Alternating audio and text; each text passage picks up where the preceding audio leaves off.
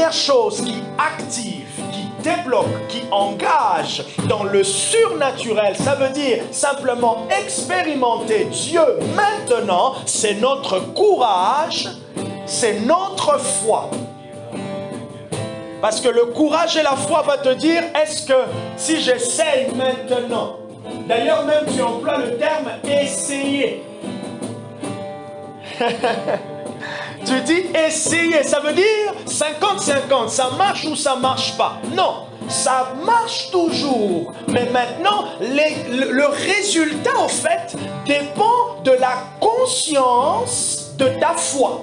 La conscience qu'on a. Bon, vous allez dire que c'est vrai. Les prédicateurs, les pasteurs nous disent toujours ta foi, ta foi, ta foi, à tel point qu'on devient maintenant condamné par rapport à notre propre foi. On se sent condamné par rapport à notre propre foi. Et pourtant, la foi est un muscle. Est un muscle.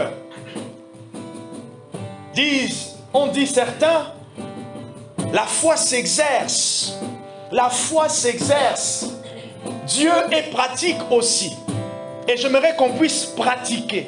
Qui est Jésus est le thème de mon message, de l'enseignement. Qui est Jésus? Je parlais rapidement pour rafraîchir nos Italianos, Brésilianos, ok? Pour rafraîchir nos vacanciers qui sont revenus. Ils ont trouvé l'église bien mouvementée.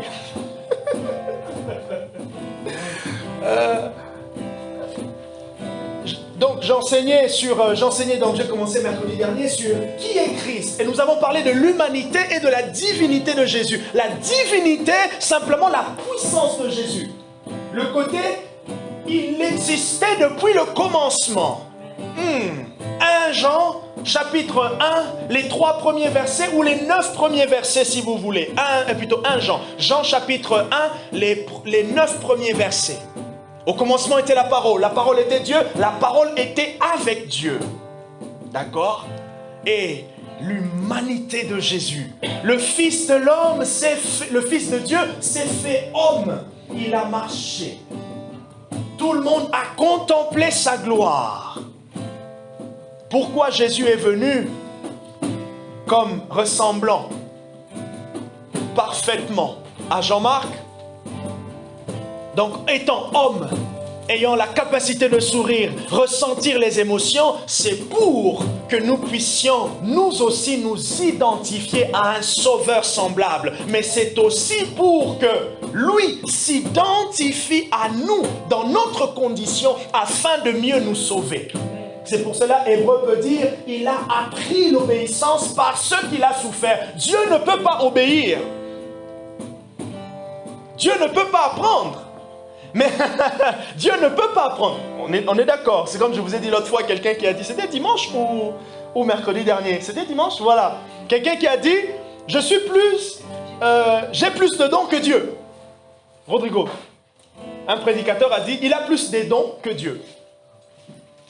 Il a sorti ça comme ça dans sa prédication, ça fait le buzz. Et donc Dieu ne peut pas apprendre. Et donc Jésus, il a appris l'obéissance parce qu'il était dans notre condition. Il s'est rabaissé afin d'être à notre niveau et qu'en étant à notre échelle, il puisse monter. Qu'on puisse monter avec lui, qu'on puisse avoir des éléments, des références. Ah, Jésus a jeûné. J'ai commencé à jeûner. Ah, Jésus a fait 40 jours. Ça veut dire que moi aussi, je peux faire 40 jours. Oh, Jésus a prié toute la nuit. Ça veut dire que moi aussi, je peux prier toute la nuit. Mais est-ce que ça veut dire que si tu commences aujourd'hui, ça serait facile? Non, c'est ta première fois. Tu vas somnoler au bout de 2 heures. Ou soit, tu vas te rendre compte que... Et comme je discutais tout à l'heure, j'ai dit à notre frère Christian, j'ai dit, c'est vrai que, voilà, on commence quelque part. Mais, puisqu'il est notre modèle, je sais que dans cette condition, je peux tout, a dit qui? Paul, par celui qui me fortifie. Donc, il faut que je cherche le degré et la manifestation de la fortification de Christ en moi, afin que je persévère. Quel est aujourd'hui, je nous pose la question, quel est le degré de la fortification? Comment ressens-tu Dieu te fortifier intérieurement? Comment sens-tu intérieurement? Oups, petite pause. Réfléchissez-y. Réfléchissez-y, c'est ça? Voilà, réfléchissez-y et mettez un mot. Comment vous sentez? Quelle est la mesure aujourd'hui, là maintenant, à l'instant T, de la fortification intérieure de l'esprit? Parce que c'est cette fortification-là que Paul a dit, je puis tout. Si j'arrive à repérer cette fortification, je pourrais avancer. Et d'ailleurs, c'est comme ça qu'on avance avec Christ. Hein. Josué chapitre 1, le passage qu'on connaît souvent. On connaît tous ce passage. Josué 1, verset 8. Fortifie-toi et prends courage. Mais non, Dieu, tu t'adresses à Josué qui venait de perdre Moïse, qui était aussi, il était en train de réaliser la charge qu'il avait de conduire 2 millions de personnes. Donc c'est comme si le petit frère de Macron, du président, il vient dire, sois courageux. Déjà, je viens de prêter serment. Avec tout ce que le prédécesseur vient de me laisser. Vous voyez? Fortifie-toi et prends courage. Fortifie-toi et prends courage. Je puis tout par celui qui me fortifie. Kazenemosha. Est-ce qu'on est prêt? Est-ce qu'on est prêt à expérimenter quelque chose? Comment ça va ceux qui sont en ligne? Bonsoir, Fontaine, Kétia, Bénédicte. Est-ce que vous êtes prêts?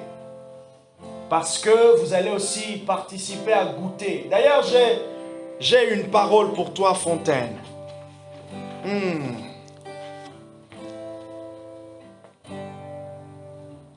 Ah, j'aimerais prier pour quelqu'un. Mais... Ah, c'est vrai que j'hésite un peu. C'est vrai, l'hésitation du début, c'est aussi parce que c'est la première fois que tu le fais. Tu le fais rarement. C'est tout à fait normal.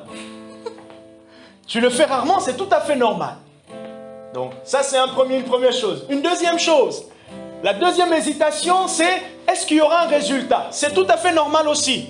Si tu ne t'es pas exercé avant d'avoir le résultat, tu vas te poser la question si là, je verrai le résultat. Mais si tu as déjà dans ton passé... Oh, l'âme santa, ça me fait penser à un homme qui a entendu parler qu'il y avait un Goliath. Il y avait un homme, un géant qui se levait contre le peuple de Dieu. Qui es-tu pour venir défier Israël? Israël, peuple sur qui l'Éternel a parlé. L'Éternel a rempli des promesses. Qui es-tu, géant? Oh, ça me rappelle Zacharie 4, verset 6. Qui es-tu, grande montagne? Devant tu seras aplani. Est-ce que tu peux dire aussi à certaines situations, qui es-tu? Vous arrivez dans un bureau, on vous pose la question, qui es-tu? Il y a deux choses. Soit l'intonation, dans l'intonation, le regard, toute cette personne, vous sentez le manque de respect. Une deuxième chose, ou soit vous allez vous dire, oh, je suis un peu perdu. Qu'est-ce que vous voulez dire par là? Et David s'est levé parce qu'il avait un témoignage dans le secret avec Dieu.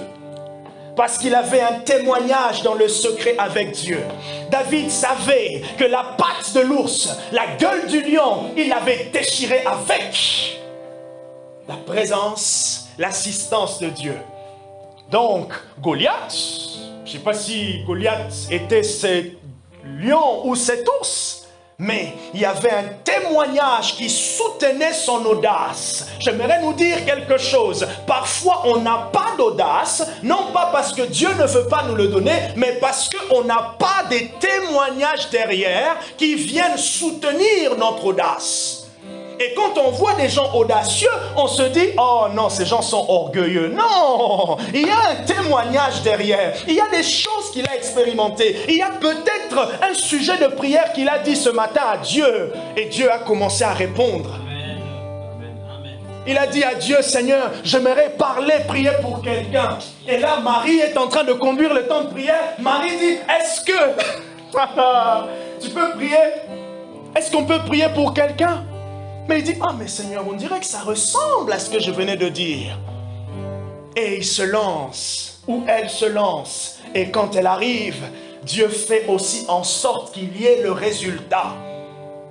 Il n'y a pas plus motivateur que Dieu. Dieu nous motive. Je le répète encore, Dieu nous motive. Dieu nous motive. Ce qui est important, c'est de voir ce qu'il est en train de placer autour de nous pour nous motiver. Dieu nous motive. Vous souhaitez des expériences avec Dieu, Dieu va vous le donner. Dieu va placer des choses. Ça demande peut-être le discernement, ça demande peut-être une certaine conscience pour repérer au fait que ça vient de Dieu. Et de foi aussi, de foi on dirait que Dieu comme un coach, il va présenter les choses devant nous, mais de foi aussi, nous, on va aller chercher et provoquer. Dieu n'est pas contre ceux qui provoquent les manifestations de l'esprit. Ceux qui provoquent quelque chose. Dieu n'est pas contre cela. Alors, généralement, ceux qui soutiennent, lorsqu'on veut provoquer quelque chose, c'est parce qu'on a demandé. On sait que Dieu veut répondre, mais aussi on a la parole qui soutient nos actions. Si la parole soutient tes actions, rassure-toi, tu es dans la volonté de Dieu. Même si il y a une petite pensée qui vient à côté de toi. Attends, Jean-Marc. Tu penses pas que là, tu deviens un peu très audacieux, très orgueilleux, là? Il va pas me dire audacieux. Attends, ton audace, écoute, dis simplement à l'arbre de se coucher, quoi. Dis à l'arbre d'avoir des yeux. Vous voyez? Cette petite voix-là qui vient de foi de la chair, cette petite voix qui vient parce que... Mais attends, c'est la première fois, hein. Attends, tu penses que tu vas faire comme Billy Graham? C'est la première fois quand même, hein. C'est la première fois. C'est la première fois. Non. On va toujours être arrêté. Notre chair va nous arrêter. Mais il y a l'esprit derrière. Il y a le Saint-Esprit derrière. Et j'aimerais qu'on puisse prier. Est-ce que vous êtes avec moi? Kétia, ça va? Est-ce que tu as la possibilité de toute façon de recevoir de Dieu, même si tu es au cabinet, tu es dans le bus, tu peux toujours recevoir. J'aimerais prier. J'aimerais prier et dire au Saint-Esprit qu'il puisse parler, que chacun puisse recevoir quelque chose. J'ai vraiment pour toi, Alessandra, je demande que tu puisses recevoir pour Christian. 1 or 2 words. Et j'ai déjà à cœur ce que j'aimerais que le Saint-Esprit te le donne pour conforter son cœur. Ok? J'ai à cœur quelque chose. Et la sumeri yabashata, hema sumeri atu jamayasa pragma. Je veux que tu pries, que le Saint-Esprit te parle concernant Phalène. Et Nicole avec Barbara. Ah, tu savais? D'accord. Bon. Et non, voilà. Et puis Rodrigo avec Marie. D'accord?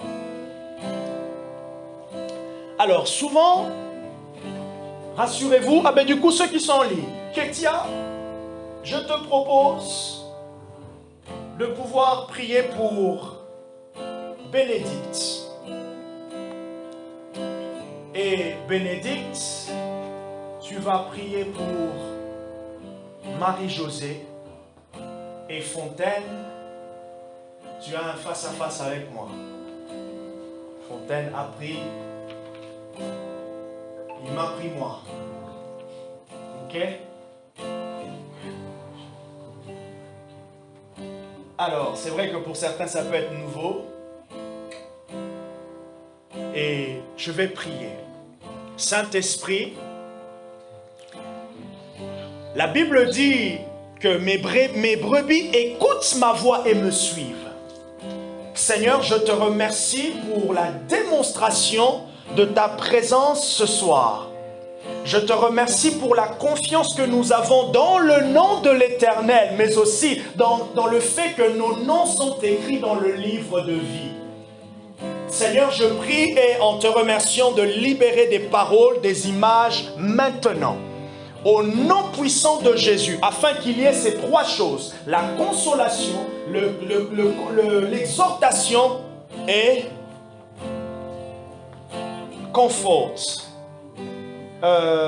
Exhorter, consoler et édifier, c'est ça. Qu'il y ait édification, exhortation et consolation au travers des dons ou de l'onction prophétique de manière générale. Saint-Esprit, merci pour le mot, pour la pensée. Ah, mais du coup, Christian, il n'a pas eu quelqu'un. Peut-être aussi Christian. Hein? Oui, avec Alessandra, voilà. Ok. Ça va? I prayed, I know, God will give you. You have it? Ok. Et je sais le mot. Je vais le noter. Ah, j'ai pas de stylo, de peine.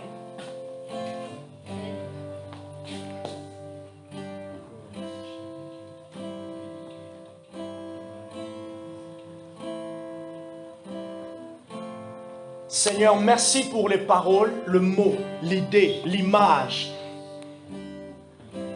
le sentiment. Cette impression légère.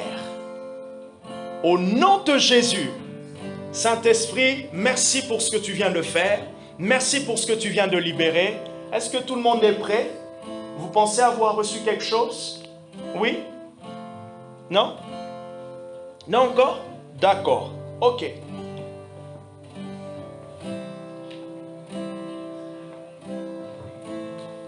I pray, je prie que le mot vienne avant la fin de la réunion au nom de Jésus. Je prie que le Saint-Esprit te donne le souvenir de ce que Dieu te met à cœur pour Marie au nom de Jésus. Vas-y, va chercher ce souvenir maintenant au nom de Jésus. Gloire au Saint-Esprit. Fallen était avec Pragma. Alors, maintenant, souvent comme ça, on se dit à qui va commencer pour qu'il puisse aider les autres. Est-ce que Ketia, ça va? Ceux qui sont en ligne, est-ce que ça va? Ça va? Donc, Bénédicte. Ah, Ketia, ça va pas? Dis-moi, pourquoi ça va pas? T'es en chemin? T'es en train de faire des manips? Alléluia. Ah, d'accord. D'accord. Ok, maman. Ah, d'accord. Ok, pas de problème. Mais écoute, prends le temps de t'asseoir. Et puis, si la parole vient d'ici la fin, ça, tu me diras. Sinon, si ça vient d'ici... Ok. Donc, il y a... Ok, ça marche, Bénédicte et Ketia. Elles ne sont pas dans la bonne disposition. Mais nous, ça n'est pas grave. Elles vont être fortifiées par ce qu'on va faire. Vas-y, Pragma. Pendant qu'on jouait déjà, il y avait quelque chose dans le cœur. Et quand tu as donné la permission spirituellement, et c'est un mot qui me venait, qui est là, donc je voulais me rassurer, c'était quoi? Ouais. Et c'est un mot en grec, hébreu. Bon, il aime bien ça. Il entend souvent par là. Ça disait anakazo. Anakazo, oui. Et donc, qui signifie insister, continuer, ne pas baisser. Ok. Et obliger certaines choses à se manifester. D'accord. Et tu le recevais pour lui? C'est ça. D'accord. Ok. Insister. Ok. De ne pas baisser. Afin d'obliger certaines choses à se manifester. Ok. Connaissant, je suis d'accord. Est-ce que ça te parle? Ça te parle? Ça le parle. Note-le quelque part, garde-le.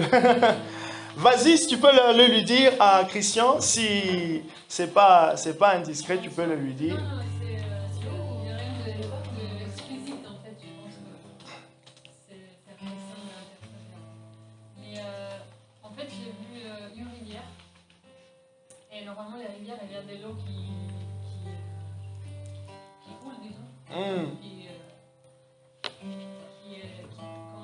qui voyage à une certaine vitesse constante. Et ce qu'il y a sur le fond de l'eau, c'est de pierre qui à l'origine était rugueuse, mais avec le temps, Oui, rugueuse. et qui avec le temps, elles sont travaillées par l'eau et elles sont lisses. C'est-à-dire, donc toutes les irrégularités de la pierre, elles disparaissent. Et il y a juste une trace de l'eau qui coulait pendant tout ce temps et qui finalement a donné cette forme. Donc, il y a un travail de pierre polie. C'est trop beau. Ouais, c'est trop beau. Moi, je pense que ça vient rajouter quelque chose. Tu vois de quoi je parle, hein? Bon, gloire à Dieu. Gloire au Seigneur. Tu as des souvenirs? Voilà. Ok. Ah, le Saint-Esprit, il est drôle. Ok. Paternité.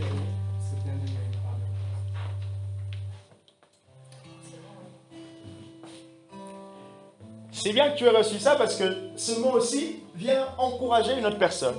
Et ça, c'est très bien. Et qu'est-ce que tu voyais au fait avec le mot paternité? En fait, j'étais en train de méditer sur identité. J'ai prié pour Marie. D'accord, merci. Et les premiers mots sont Voilà. C'est très bien. Identité, paternité. Très, très, très bien. Et je sais que le Saint-Esprit a donné ça comme aussi un autre signal à une autre personne. C'est très, très bien. Et donc, il faut savoir que souvent quand on peut recevoir dans l'assemblée, comme ça, on peut recevoir un mot, un verbe pour quelqu'un, ok, pour une personne, ça peut aussi parler à une autre personne. D'accord? Donc, c'est vraiment pas une fausseté. Ok? Donc, ça peut parler à une autre personne aussi, directement. Vraiment, ça lui parle comme si vous priez pour elle, mais vous dites à elle, mais elle se sent encore plus concernée. Ça le fait aussi. D'accord?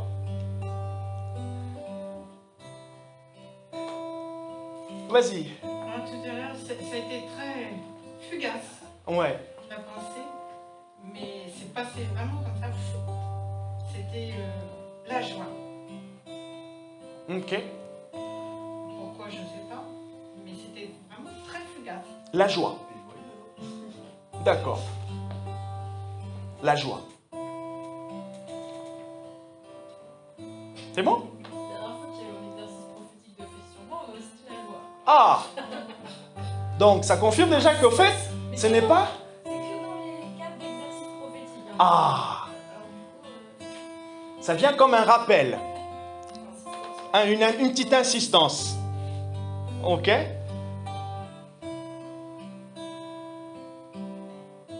Ça va? Non, Fallen. Moi, j'ai pas reçu un mot particulier, mais plutôt une direction dans la prière. Pour lui. D'accord. Une direction dans la prière. Christian, tu avais comme un sentiment ou pas? En regardant Alessandra.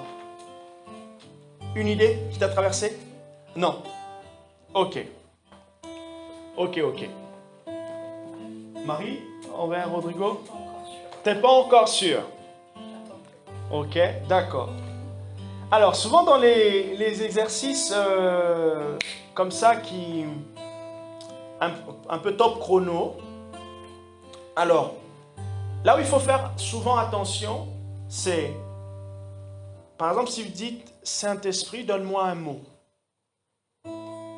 Vous avez le premier mot qui vient. Le premier qui vient comme ça. Notez-le.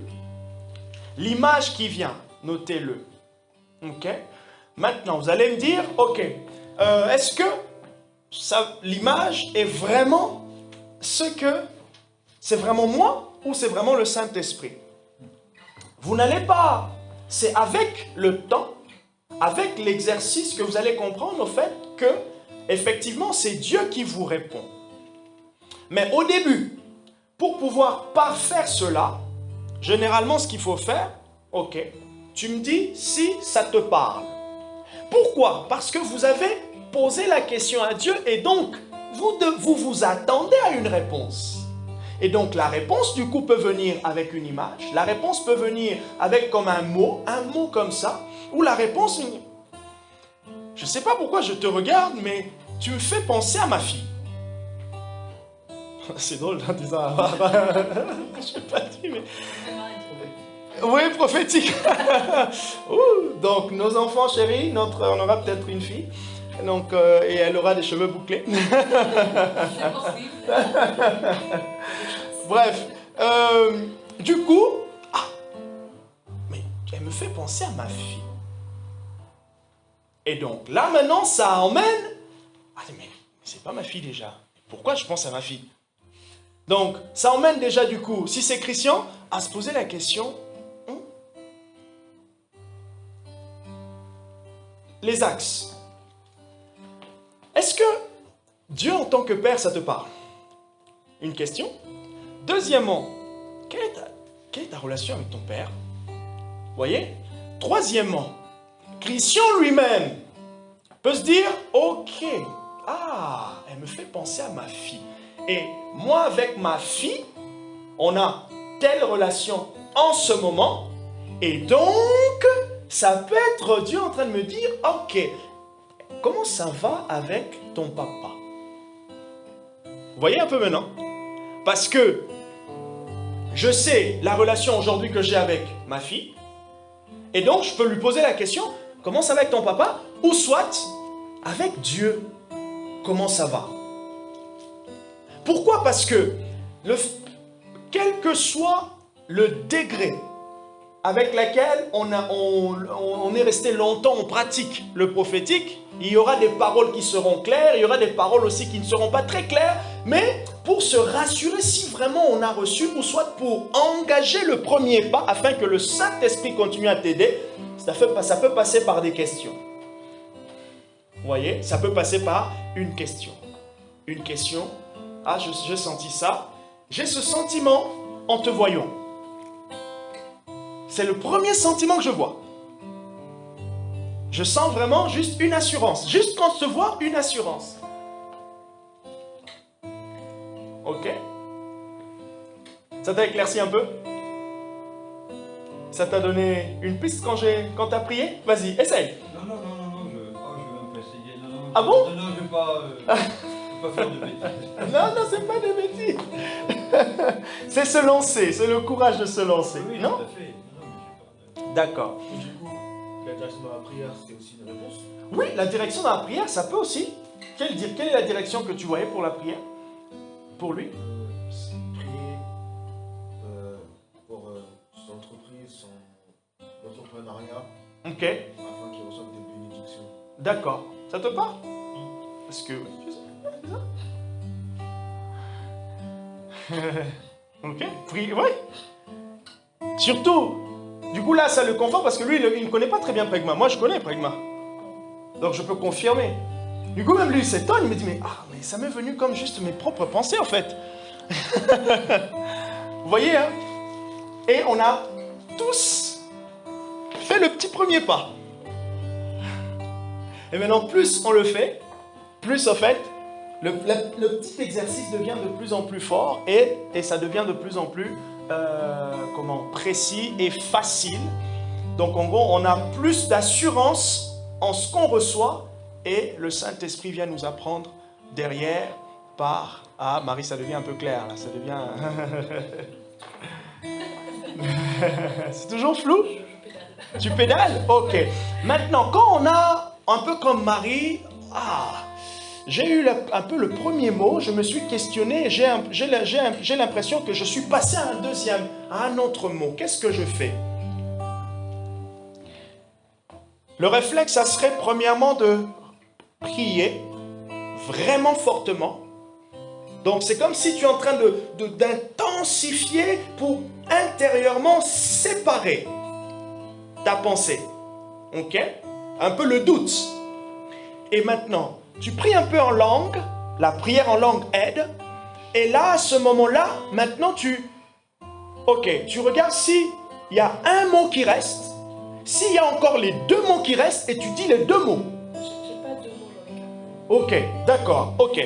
Mais c'est encore flou, voilà. Maintenant, quand Je c'est... sais pas si c'est moi ou Voilà. j'ai pas la certitude. Ok, ça c'est tout le monde. On ne sait pas toujours si c'est nous, ça c'est tout le monde. Ok. Du coup, voilà, tu poses la question. Est-ce que ça te parle? Et rassurez-vous, de fois, vous pouvez recevoir un mot authentique qui ne parle pas aujourd'hui. Là, maintenant. Ça ne parle pas.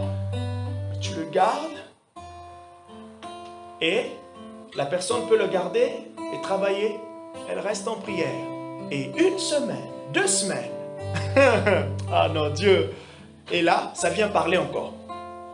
Ça vient faire tilt. Comme on... Ok. Fontaine. Je vais rester avec toi à la fin. Ok? Je vais rester avec toi à la fin de la réunion. Est-ce que ça va?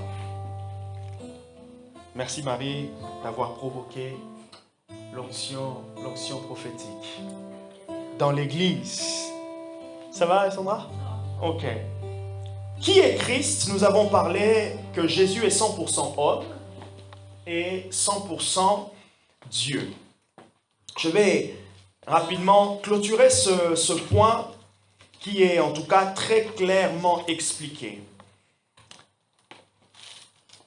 Jésus en tant qu'homme, c'est puissant pour s'identifier.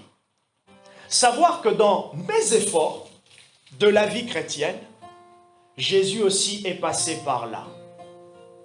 Jésus aussi est passé par là. J'ai même envie de dire, Jésus a appris l'obéissance, on l'a vu dans Hébreux, chapitre 5, le verset 9, 8 à 9, c'est un passage qu'il connaît très bien. Jésus a appris l'obéissance, ça veut dire, je pense, que Jésus a appris aussi à marcher avec le Saint-Esprit. Mais maintenant, il avait sûrement et certainement moins de difficultés, peut-être on peut se le dire, parce qu'il avait l'esprit sans mesure, mais il a appris à obéir. Si le texte dit il a appris à obéir, c'est que sa condition demandait à Jésus de pouvoir renoncer, de pouvoir dire oui, j'accepte, j'accepte, j'accepte. Divinement, il peut, il pouvait. Mais maintenant, humainement, il fallait qu'il s'engage. Qu'il s'engage. Comme on disait, j'ai dit non et je dis oui. Pas vendredi, oui. Non, je dis. Ok, le verbe dire, hein, c'était une blague. Je dis non et je dis oui. Il a appris l'obéissance. Jésus est ressuscité des morts dans un corps physique, humain, qui n'était plus sujet à la faiblesse. Ça, c'est la restauration lorsque la résurrection est arrivée. Le corps de Jésus... la Bible ne nous parle pas que Jésus est tombé malade. Hein? La Bible ne nous parle pas. Mais Jésus, en tant qu'homme, on peut se dire qu'il était aussi. Il pouvait. Oh, c'est fou quand même. Il pouvait. Comme la Bible dit dans Hébreux chapitre 4, à partir du verset 16, que nous n'avons pas un souverain sacrificateur incapable de compatir à nos faiblesses. Au contraire, il a été tenté comme nous, mais il n'a pas péché. Donc Jésus, son corps sujet à faiblesse, il pouvait tomber malade. Quand on pousse un peu loin, on se dit quand même, waouh! Mais la puissance de l'esprit opérait. La Bible ne nous dit pas que Jésus est tombé malade. Et même si Jésus était tombé malade, il était guéri. D'accord? Donc, ça ne change en rien notre confiance en lui, mais ça nous emmène à nous identifier, à nous dire, il y a un truc, il y a un point, il y a des éléments intéressants qui viennent engager, fortifier ma marche avec Christ. Je prenais l'exemple du jeune Pendant que je commence un jeûne, je commence un programme de prière, oh, je sens la fatigue. Oui, je me restaure, je dis à Dieu, Seigneur, la fatigue commence à venir. Oui, Jésus aussi, lorsqu'il avait prié toute la nuit, il était fatigué. Marc ne l'a peut-être pas dit, mais lorsque vous regardez le contexte, nous sommes dans Marc chapitre 1, à partir du verset 14, je crois. Non. Oui, à partir du verset 14, sûrement, Jésus était dans la maison de Simon. Non, pas à partir du verset 14. Je vais rapidement trouver le passage. Je vais vous dire. Donc, c'est à partir du verset... Tac, 28. 28, 29, 30, 31. Et verset 32, le soir venu, après le coucher du soleil, on lui amena tous les malades et les démoniaques. Et toute la ville était rassemblée devant la porte.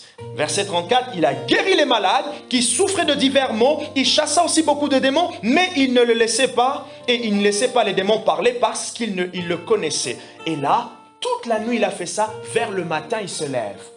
L'aurore. Sûrement aux alentours de 4h30, 5h. Jésus se lève pour aller prier. Donc, il n'a pas beaucoup dormi et sûrement un peu fatigué. Donc, pendant que je prends ma nuit de prière, où je participe pour la première fois à une nuit de prière, il est 2h, il est 1h. Souvent dans les nuits de prière, quand vous commencez à 22h, vous êtes frais. Et même ceux qui travaillent la nuit savent que entre 1h et 3h30, j'ai travaillé aussi la nuit. Ah, alors là, d'ailleurs, pour la petite histoire, je vais couper parce que... Des choses, on peut dédramatiser parce que Jésus dans la chair, il avait aussi connu cela. Ok? Et c'est là que Paul nous dit maintenant, il n'y a plus de condamnation pour ceux qui sont en Christ Jésus. Il n'y a plus de condamnation. Et l'ennemi, de foi, dans les choses spirituelles, il nous condamne. Donc, au fait, il vient placer la prison de la religion. La prison de la religion, c'est fait et fait très bien toujours. Je répète, la prison de la religion, c'est fait très bien et toujours très bien. Ah, j'ai décidé de prendre une heure en langue aujourd'hui. 25 minutes. Ah, j'ai cru que j'étais à 45. Et là, tu te dis, ah, je me sens quand même fatigué, j'ai envie d'aller dormir quand même pour me ressourcer. Et là, tu as la petite voix qui est à l'intérieur qui dit, Jean-Marc avait prêché sur la discipline spirituelle. Ah! Et là, franchement, non. Et c'est là que même toutes nos prédications, nos exemples reviennent là. C'est qui les emmène? Des fois, c'est pas l'esprit, c'est le diable. Jean-Marc avait prêché la discipline spirituelle.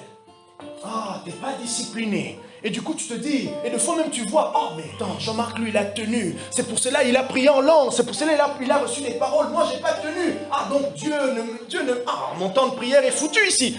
Toutes ces choses qui viennent là. Ah, le foie. Non. Ce matin, je me lève un peu tôt, je vais prier à la forêt, et là, je crois que c'était lundi, je me suis rendu compte que j'ai dormi 15 minutes. À un moment donné, j'ai dormi, oui, j'ai dormi, c'est normal. C'est normal. Et de fois aussi, ces petits sommeils-là qui te volent, ça peut être l'invitation de Dieu pour avoir une vision. Mais de fois aussi, c'est le corps. Donc, de fois, vraiment, pas peur. Et comment on peut distinguer, si pour terminer avec une petite parenthèse, comment vous pouvez distinguer que cette fatigue est de l'ennemi et cette fatigue est de Dieu? C'est la voix derrière. La voix derrière cette fatigue. La voix derrière cette fatigue. De fois, vous pouvez vous sentir fatigué, vous me dites, ok, je vais simplement rester là. Peut-être c'est parce que je marche un peu trop, mais je m'assois. Je m'assois juste, et là, je reste un peu dans un exercice de prière, mais peut-être je suis un peu plus à l'écoute. Vous voyez? Je n'arrête pas le temps de prière, mais je reste là. Mais des fois aussi, l'ennemi veut que tu arrêtes. Arrête simplement, va dormir. Arrête simplement. Arrête, va dormir. Arrête. Non, mais tu as quand même assez prié, non? Non, Marie, t'as assez prié. Vous voyez? L'ennemi qui veut que tu casses. Et ça, c'est une chose. Une deuxième chose, la condamnation qui est derrière. Si tu as arrêté, ou juste, ah, comment tu te sens? Ah, je me sens vraiment très fatigué. Imaginez, vous avez enchaîné toute la journée.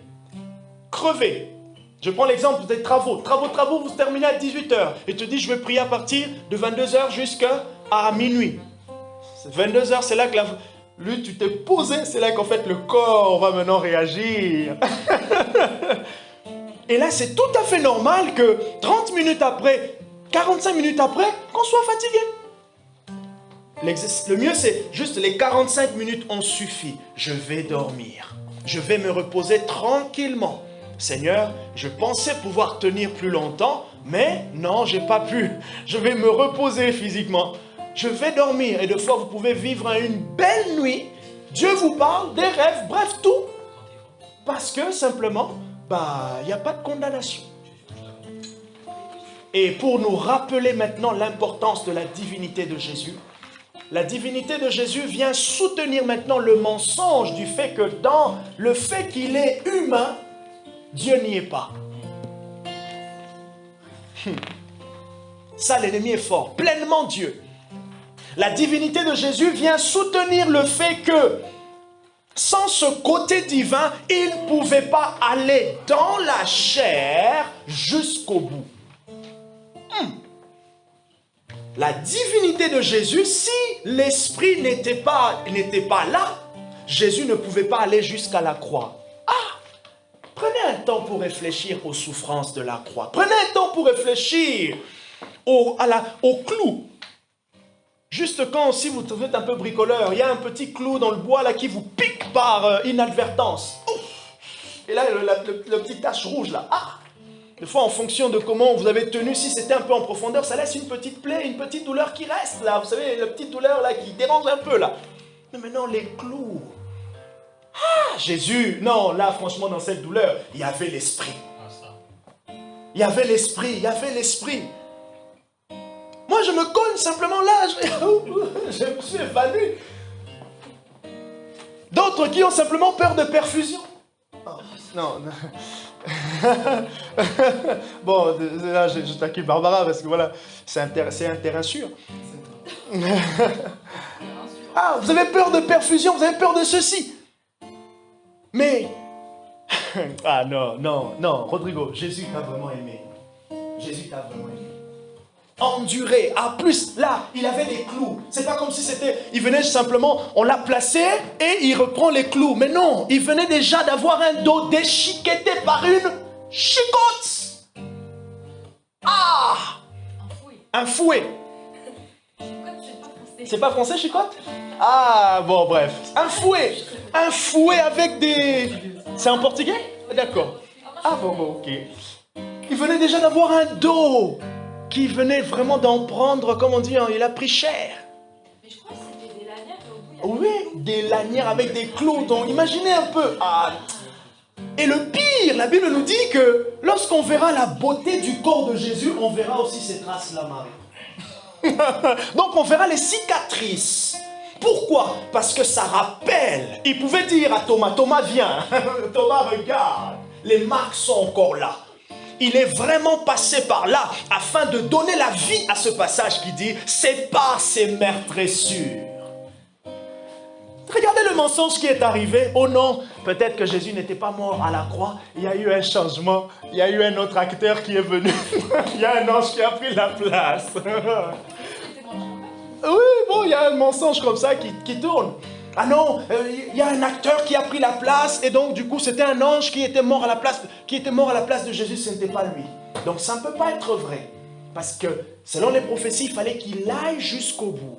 Et Jésus est allé au bout avec l'aide du Saint-Esprit. C'est pour cela, nous aussi, en dépit de toutes les souffrances qu'on peut avoir de la vie, on a la promesse de pouvoir persévérer.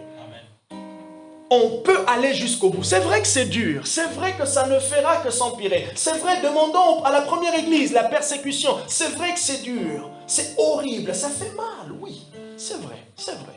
Jésus nous dit, écoute, c'est peut-être pas, t'as pas un fouet dans le dos, mais tu es dans une situation de souffrance. Je l'ai été aussi. j'ai été victorieux par l'Esprit. Avec l'Esprit, tu peux l'être aussi. Et donc l'Esprit vient maintenant pour dire, écoute Jean-Marc, encore un tout petit peu.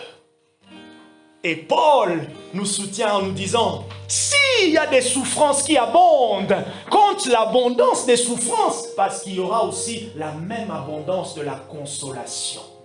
2 Corinthiens chapitre 1, à partir du verset 3. On va terminer pour lire ce passage qui est trop bien.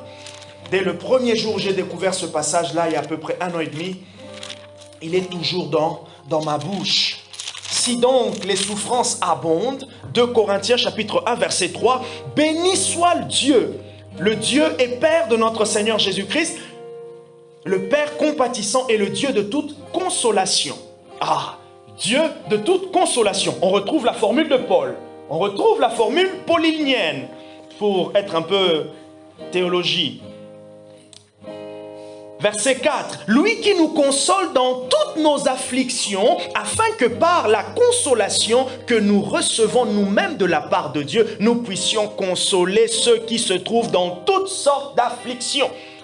Car de même que les souffrances de Christ abondent pour nous, de même aussi notre consolation abonde par le Christ. Donc, comme pour dire, pendant qu'il y a des souffrances, je suis en train de collectionner. Je suis en train de remplir ma banque de témoignages de Jésus. Paul il dit, il y aura la consolation qui va abonder. Ah, et un autre côté qu'on ne voit pas toujours. Dieu n'envoie pas la souffrance, mais il y a une formation de notre caractère en profondeur. Il y a un enracinement. Parce que pendant que tu vas enchaîner les jeûnes et prières, à cause de cette douleur, à cause de cette situation, en réalité, tu n'es pas simplement en train de prier en attendant Dieu qui puisse répondre, vivre ton miracle, mais tu es aussi en train de te façonner toi-même. Tu es en train d'enraciner ton caractère dans le Seigneur. Donc tu es en train de travailler tes propres racines en Dieu, dans ta confiance inébranlable. Et pendant que tu continues, ça dure, enfin tu attends, des paroles de connaissance viennent, toi-même tu vois des choses, toi-même tu es encouragé. Et là le jour où tu touches, tu regardes ton parcours, tu as l'impression que, au fait, ça fait longtemps, mais j'ai touché quelque chose. Et quand quelqu'un peut venir avec un problème qui est similaire ou quelque chose qui est encore moins, tu lui dis, moi je suis passé par, et Dieu a fait ça. Et la personne se dit, ah bon? Oui, je te dis, moi qui te parle, mais je ne pouvais pas penser ça de toi, comment ça? Mais tu es toute joyeuse. Mais elle a oublié que tu as travaillé ta joie. Ta joie est un produit fini, mais tu l'as sorti de quelque part. Tu pleurais aussi, tu étais incertaine aussi. Le téléphone du pasteur était aussi dérangé tout le temps. Et il répétait les mêmes choses. Mais le pasteur et toi peuvent maintenant avoir un témoignage. Ah, ma soeur, dans cette situation, t'inquiète pas, tu connais la soeur telle? Oui. Va la voir dimanche, elle te racontera. Est-ce qu'on peut applaudir le Seigneur pour ce qu'il fait? Le Saint-Esprit. Qui est le Christ? Jésus est notre Seigneur. Jésus est pleinement humain. Il nous montre un témoignage. Nous pouvons servir dans l'onction. Nous pouvons grandir dans la vie de prière.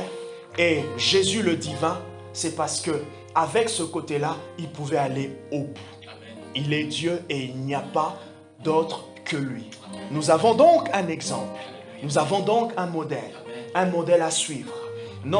Il est notre sujet d'enseignement. Il est notre sujet de dissertation. Il est notre sujet de thèse. Et il est même le sujet de notre rédaction. Que le Seigneur nous bénisse pour ce soir.